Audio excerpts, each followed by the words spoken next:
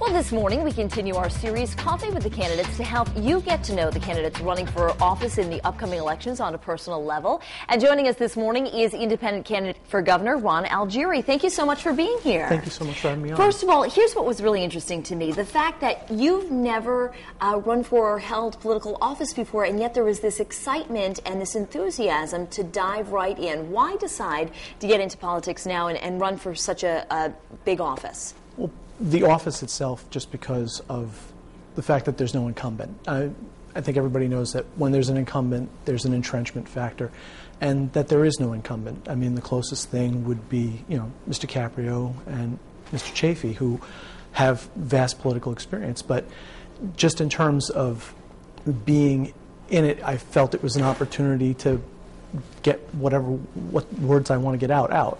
Well, tell me a little bit about what you believe qualifies you for this particular position.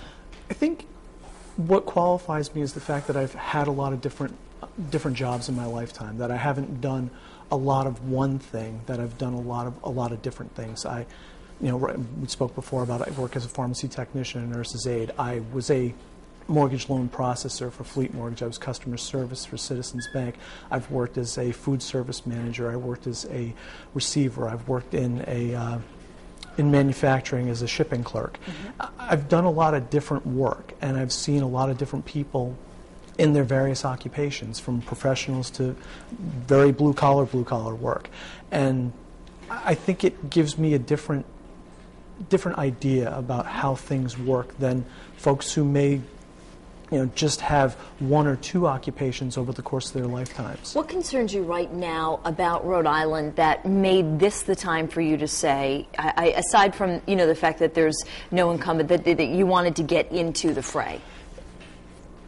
Part of it was I had ideas that I sent through email to Governor Carcieri's office, and concerning the banking crisis, I'm not the kind of person who emailed a lot. I'm not as outgoing, and I'm opinionated as all get out, but I mean, as far as my wanting to put myself out there. But I did, under a couple of cases, the emails were one concerning the Hillside Health Center that was closed.